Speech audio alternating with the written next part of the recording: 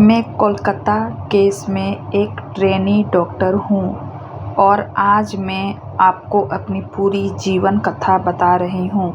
मैं अपने माता पिता की इकलौती लाडली बेटी हूँ जिसका सपना था कि बड़ी डॉक्टर बनकर अपने माता पिता का नाम रोशन करना और उनके सपने को पूरा करना। आज आप मुझे कोलकाता में एक ट्रेनी डॉक्टर के रूप में जानते हैं। कुछ लोग मुझे मयूरी कहते हैं तो कुछ मुझे निर्भया या दामिनी। आज देश भर में मेरा नाम हर घर में लिया जा रहा है, लेकिन मेरा असली नाम डॉक्टर मौमिता है। आप सभी ने मुझे पर जो प्यार और मेरे परिवार को जो सहारा दिया, उसे देखकर मुझे बहुत अच्छा महसूस हो रहा है और इसलिए मैं आप तक पहुंचने की कोशिश कर रही हूं। मैं पश्चिम बंगाल में रहने वाली एक लड़की हूं। मेरा जन्म 1993 में हुआ था। घर में मैं इकलौती होने के कारण मैं अपने माता पिता की बहुत ही बचपन से ही मैंने अपने माता पिता को बहुत मेहनत करते हुए देखा। मुझे याद है एक बार जब मैं डॉक्टर बनने की इच्छा अपने माता पिता से जाहिर की, तो हम एक मध्यम वर्गीय परिवार से होने के बावजूद मेरे माता पिता को ये बात सुनकर बहुत खुशी हुई।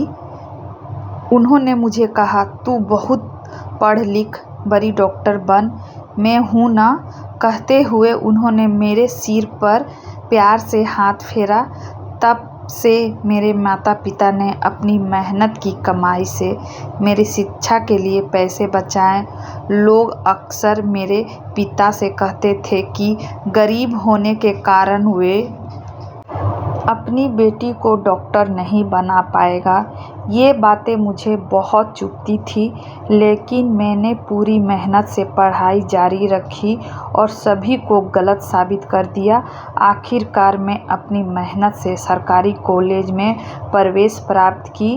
मैं दिन रात नेट परीक्षा की तैयारी की, क्योंकि सरकारी कॉलेज में दाखिला कराना था मुझे, ताकि मेरा शिक्षा का खर्च कम हो सके। मैं बड़ी डॉक्टर बनकर अपने माता पिता को वो सारी खुशियाँ देना चाहती थी जो अमीर लोगों के घरों में होती हैं। मैं अपनी सेवा करना चाहती थी और उनका नाम रोशन करना चाहती थी, और मेरी वो इच्छा पूरी हुई। नेट परीक्षा में मुझे बहुत अच्छे अंक मिले और उसी के आधार पर मुझे कोलकाता के आरजी कर मेडिकल कॉलेज में MBBS में प्रवेश मिला। मेरी सारी मेहनत सफल हो गई और मेरे माता पिता बहुत खुश हुए। धीरे धीरे मैंने अपनी पढ़ाई पूरी की, लेकिन मुझे और बड़ा डॉक्टर बनना था। लोगों की बेहतर सेवा करनी थी, इसीलिए मैंने PhD करने का निर्णय लिया और उसी कॉलेज में PhD की पढ़ाई शुरू की। चेस्ट मेडिकल के क्षेत्र में मैं गहन अध्ययन किया और अपना पहला साल पूरा किया। मेरे माता पिता और मैं बहुत खुश थी, क्योंकि अब मेरी PhD पूरी होने के बाद मैं एक प्रतिष्ठित डॉक्टर बनने जा रही थी। मैं लोगों की सेवा करने वाली थी और पिताजी ने मेरी शिक्षा के लिए जो कर्ज लिया था, उसे भी अब चुकाने वाली थी। मैं अपने माता पिता को एक सुखद जीवन देना चाहती थी। हमने बहुत कठिन परिस्थितियों में जीवन गुजारी थी, इसे मैं कभी नहीं भूली। मुझे याद है कि मेरे माता पिता खुद भूखे रहते थे, लेकिन मेरे लिए कुछ बनाकर रखते थे ताकि मैं भूखी ना सोऊं। मैंने भी उन्हें देखकर पैसे बचाने का तरीका सीखा। कई चीज़ें पसंद थी, लेकिन मैंने उसे कभी नहीं मांगा।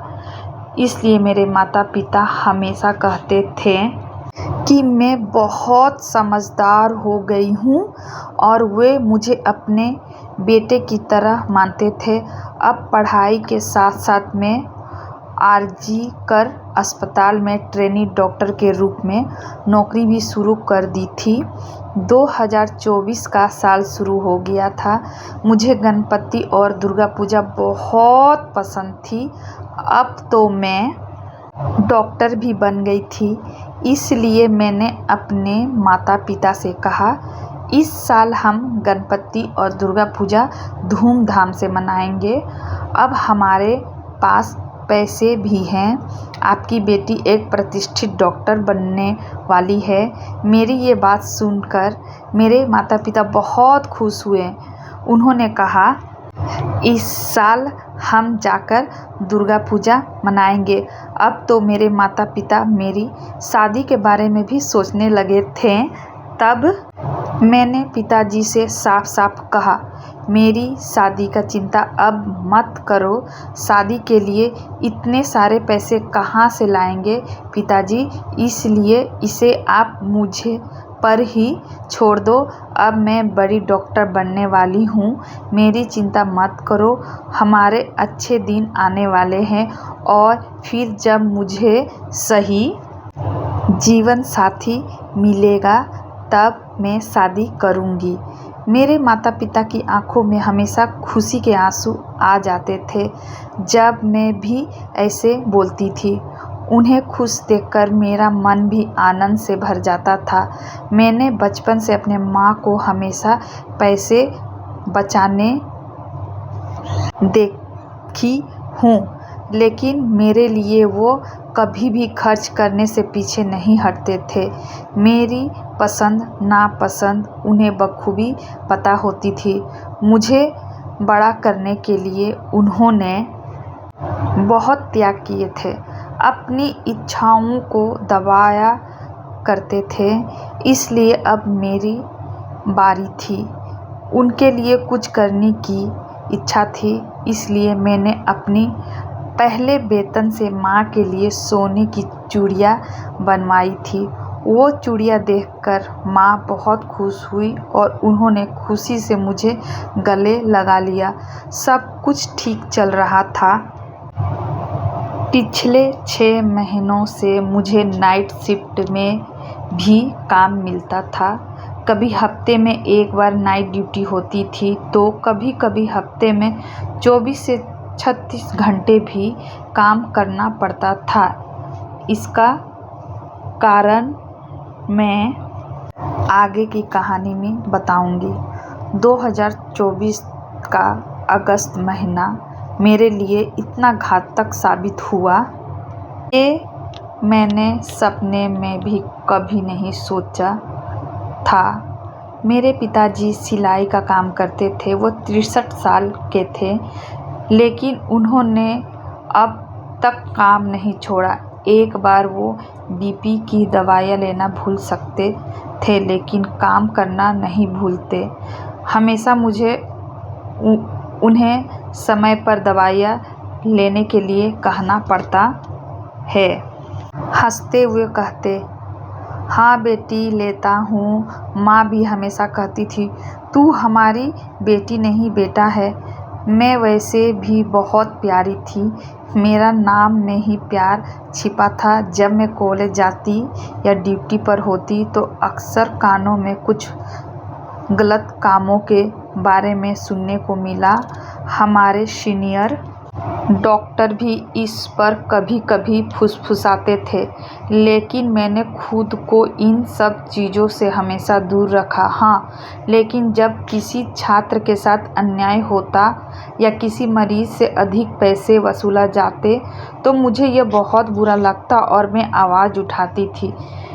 इस पर हमारे प्राचार्य संदीप घोष हमेशा मुझे पर चिल्लाते थे। प्राचार्य होने के कारण हम सभी उनसे डरते थे, लेकिन मैंने भी उनके बारे में बहुत कुछ सुना था। वे अस्पताल में क्या क्या करते हैं। कभी भी आवाज़ उठाने की कोशिश नहीं की, क्योंकि मैं इन बड़े लोगों के चक्कर में नहीं पड़ना चाहती थी। लेकिन जब अस्पताल में दवाइयाँ की कालाबाजारी होने की बात सामने आई तो मैं शांत नहीं रह सकी। मैंने बोलना शुरू किया। मेरी आवाज़ को कहीं दबाने की कोशिश की जा रही थी। मुझसे अतिरिक्त काम करवाया जा रहा था। मेरे काम के घंटे भी बढ़ा दिया गया, लेकिन फिर भी मैंने अपना काम ईमानदारी से किया। कभी कभी मैं अपने पिताजी को ये बात बताती थी, लेकिन वे मुझे कहते थे, बेटी तुम इन सब चीज़ों में मत पड़ो। मेरे पिता कहते, हम गरीब लोग हैं, ये बड़े लोग हैं, इनके हाथ बहुत ऊपर है, ये तुम्हारी मेहनत पर पानी फेर देंगे। हम साधारण लोग हैं, तुम अपनी पढ़ाई पूरी करो, फिर हम देखेंगे क्या करना है। पिताजी के शब्द सही थे। यहाँ तक पहुँचने के लिए मैंने बहुत मेहनत की थी, इसलिए पिछले 6 महीने से मैं प्राचार्य और विभाग के उत्पीड़न को सहन कर रही थी और शांतिपूर्वक सिर्फ अपना काम कर रही थी। शायद मुझसे इन लोगों को खतरा था और इसलिए उन्होंने पहले से ही कुछ योजना बनाकर शुरू कर दिया था, लेकिन मुझे इनका जरा भी अंदाज़ा नहीं था। कभी कभी मेरे दोस्त और मैं इन विषय पर चर्चा किया करते थे, लेकिन हमारे अस्पताल में कितने गलत काम हो रहे थे, लेकिन हमेशा बोलते बोलते चुप हो जाते थे, क्योंकि हमें इन चीज़ों में उलझना ही नहीं था। खैर, हमारे अस्पताल में 2019 में संजय रॉय नाम का व्यक्ति भर्ती हुआ था। वहाँ के आरजी अस्पताल की पुलिस चौकी में काम करता था। वो 4-5 साल से यहाँ काम कर रहा था, इसलिए उसे हमारे हर विभाग के बारे में पूरी जानकारी थी। कई मरीजों को वो बेड दिलवाता था और इसके लिए उससे पैसा भी लेता था। लेकिन इस संजय रॉय की नज़र बहुत ख़राब थी। वो अस्पताल में आने वाली हर महिलाओं को गलत नज़रों से देखा करता था। उनके बारे में भी हमेशा चर्चा होती थी, लेकिन वो हमारे प्राचार्य का बहुत खास था और उसके लिए हमेशा काम करता था, इसलिए हमें कभी उसकी शिकायत करने का विचार नहीं किया, क्योंकि बेवजह विवाद नहीं चाहती थी। लेकिन हाँ, संजय रॉय की नज़र बहुत खतरनाक थी। किसी भी लड़की के सामने होने पर उसकी नज़र उसे खा जाती थी, इसलिए मैं ऐसे आदमी से दूर रहने की कोशिश करती थी। उस दिन भी जब मैं घर से काम पर जाने के लिए निकली, मुझे जरा भी एहसास नहीं था कि वो मेरी आखिरी दिन होगा। जब मैं अपने घर से जा रही थी और अब मैं अपने माता पिता और अपने छोटे से घर को फिर कभी नहीं देख पाऊंगी, शायद इसलिए मैंने कहकर घर से बाहर निकली। 8 अगस्त को मैं पूरे दिन काम कर रही थी, अपने मरीजों को देखभाल कर रही थी। हमारे सेमिनार हॉल के पास एक कमरे का निर्माण चल रहा था, इसलिए ऊपर आने जाने का ज़्यादा मूवमेंट नहीं था। हम सब वार्ड में इकट्ठे थे। 4-5 अनपरिचित डॉक्टर मेरे साथ थे। हम कुछ चीज़ों पर चर्चा कर रहे थे। उस समय संजय रॉय भी वहीं था और वो मुझे घूर रहा था, लेकिन मैंने उसे नज़रअंदाज कर दिया। कुछ समय बाद वो वहाँ से चला गया और हम सब ने खाना खाया। फिर सभी अपने अपने काम पर चले गए। मैं थोड़ी फ्री थी, इसलिए मैंने उस रात अपनी माँ को फ़ोन किया। जब तक मैं माँ को फ़ोन नहीं करती, तब तक मैं अपने पिताजी का खाना नहीं खाते थे। उन्होंने बताना पड़ता था कि मैं खाना खा लिया, तभी वो खाना खाते थे। उस दिन भी मुझे ज़रा भी अंदाज़ नहीं था कि मेरी माँ से आखिरी बातचीत होगी। मेरी माँ ने फ़ोन उठाते ही मैंने पूछा, पिताजी समय पर दवाई ले रहे हैं ना?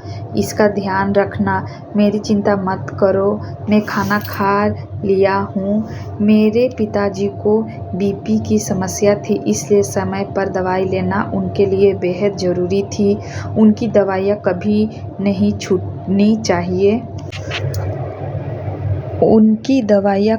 छूटनी चाहिए। इसका पूरा ध्यान में रखती थी।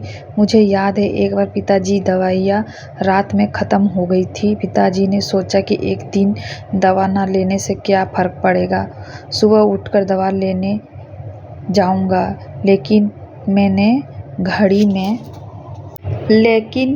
घड़ी में देखा रात के 11 बजे थे। मैंने वहीं सबका खाना रोक दिया और कहा, पिताजी की दवा आने तक कोई खाना नहीं खाएगा। और इतनी रात में मैंने अपने पिताजी के लिए दवाइयों का इंतज़ाम किया। लेकिन अब अस्पताल में ज़्यादा काम होने के कारण मुझे घर पर ध्यान देने का समय नहीं मिल रहा था। इसलिए माँ को ही ज़बरदस्ती सब कुछ बताना पड़ता था। उन्हें याद दिलाना पड़ता था कि पिताजी की देखभाल करें। उस दिन भी सब कुछ बिना भूले बताया और माँ से बात करके मैंने पूरे फ्लोर पर जाकर मरीजों का चेकअप किया। उसके बाद मैं आराम करने और अपने अगले अध्ययन के लिए तीसरी मंजिले पर सेमिनार रूम पहुंची। लेकिन मुझे नहीं पता था कि वहां जाना मना है। मुझे तो अब पता चला कि बगल में बिल्डिंग का काम चालू होने के कारण ऊपर किसी को जाने नहीं दिया जा रहा था। मैं तो वहीं चली गई। दोपहर के 2 से 3 बजे तक मैंने अपनी पढ़ाई की। मैंने सोचा अब थोड़ा सो लेना चाहिए। 36 घंटे की ड्यूटी के कारण बहुत थकान महसूस हो रही थी। मरीजों की सेवा में लगे रहने के कारण खुद पर ध्यान देने का समय नहीं मिल रहा था। दूसरे को जीवन दान देने वाली मैं अपने जीवन की देखभाल के लिए समय नहीं निकाल पा रही थी। इसलिए किताबें और डायरी बंद करके सेमिनार हॉल में ही शांत होकर सो गई। इतनी गहरी नींद में थी कि सेमिनार हॉल में कौन आ रहा जा रहा इसका भी मुझे कोई ध्यान नहीं था। फिर क्या, सुबह के समय संजय रॉय शराब पीकर सेमिनार हॉल में आया। सेमिनार हॉल में कोई आया इसका भी मुझे पता नहीं था, क्योंकि मैं गहरी नींद में थी। इसके आते ही उसकी नज़र मुझ पर पड़ी और उसके अंदर का राक्षस जग गया। वहाँ मेरे पास आया और उसने मेरे शरीर को छुआ। नींद में होने के कारण मुझे ज़्यादा समय नहीं आया, लेकिन जब शरीर पे हाथ फेरने लगा तब मैं जग गई।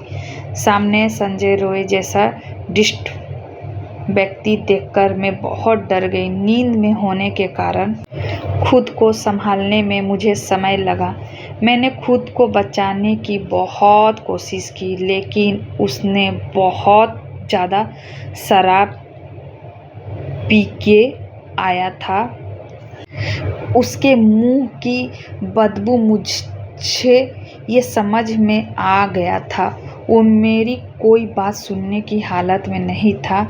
मैंने उससे मित्रता कर रही थी। मैंने उसे बार बार विनती कर रही थी, मुझे छोड़ दो कह रही थी, लेकिन उसे मुझ पर जरा भी तरस नहीं आ रहा था। आखिरकार मैंने जोर जोर से चिल्लाना शुरू कर दिया। तब वो थोड़ा डर गया और जब जल्दीबाजी में उसने मेरे मुंह पर हाथ रख दिया ताकि मेरी आवाज़ ना निकले सके। मैं उससे लड़ रही थी, मन ही मन में प्रार्थना कर रही थी कि कोई मेरी आवाज़ सुन ले। लेकिन उस रात मेरी आवाज़ किसी ने नहीं सुनी, क्योंकि उस रात ऊपर वाले फ्लोर पर किसी को आने की इजाज़त नहीं थी। जैसे कि अब पता चल रहा है, इसका मतलब कि मेरे खिलाफ सारा षड्यंत्र पहले से ही रचा गया था। मैं उस दरिंदे को अपने से दूर ढकेलने की कोशिश कर रही थी, लेकिन पता नहीं उसमें इतनी ताकत कहाँ से आई थी। जितना भी कोशिश कर रही थी, वो मुझसे दूर नहीं हो पा रहा था। मैं खुद को उससे बचा नहीं पाई।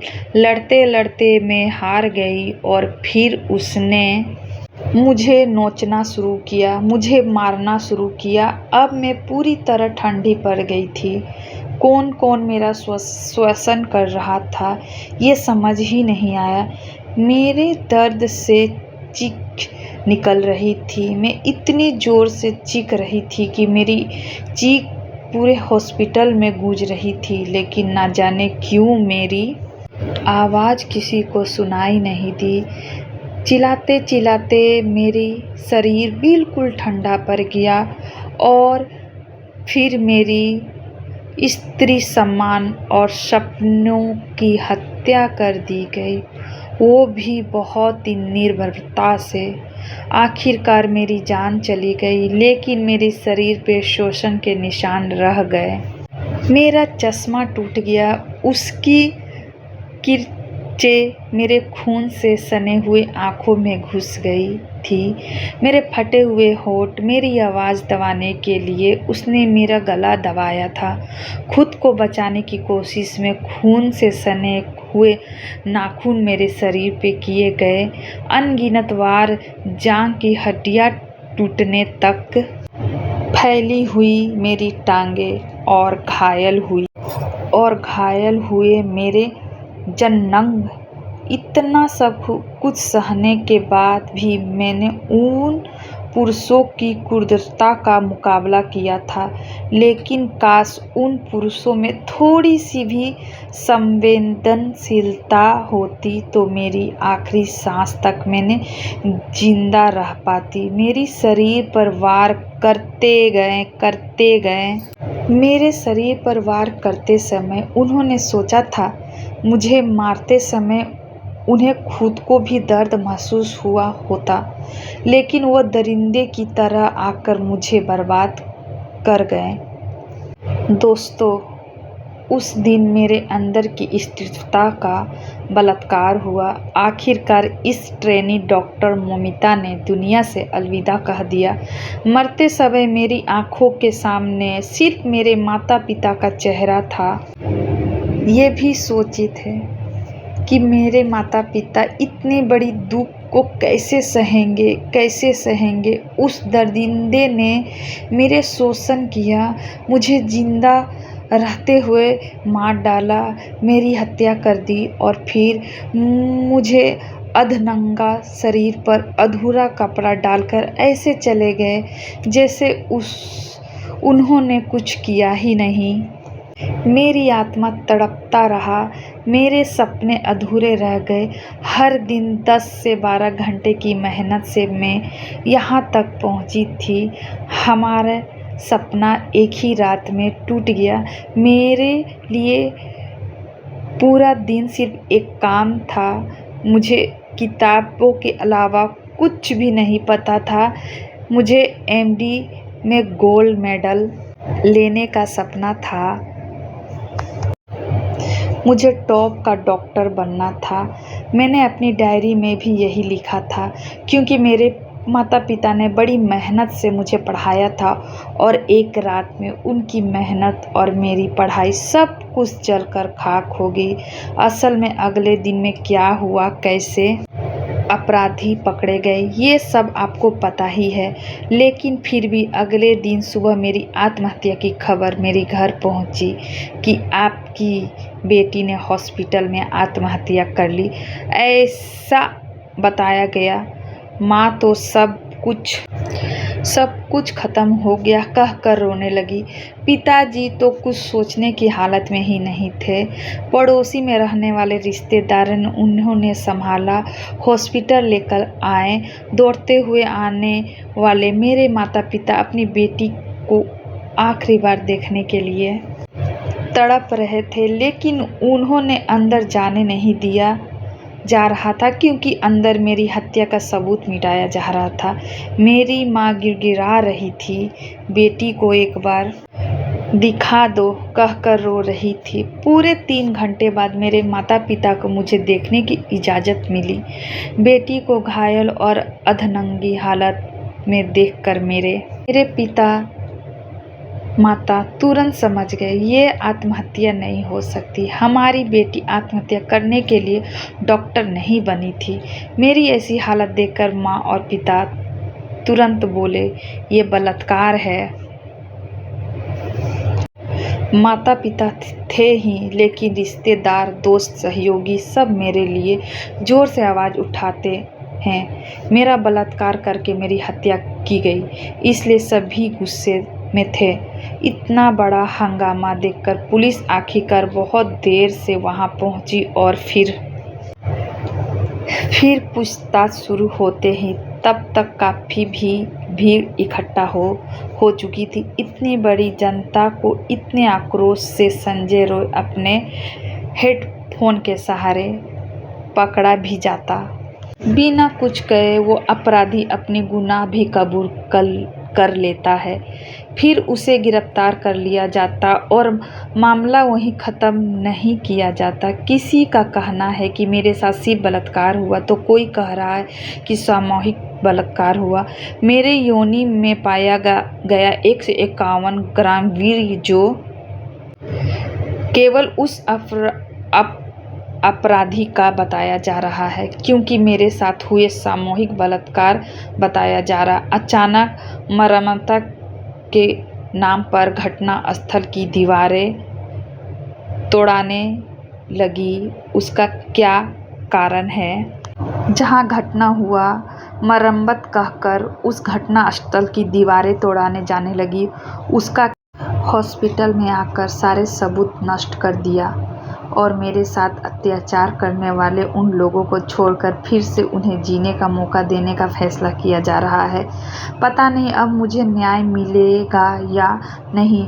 मेरे साथ जो हुआ वो क्यों हुआ, क्या कभी पता चलेगा? क्या संजय रॉय को कभी फांसी होगी या नहीं? लेकिन अगर उन्हें ऐसा ही छोड़ दिया गया तो जल्द ही आपके सामने एक और निर्भया आ जाएगी।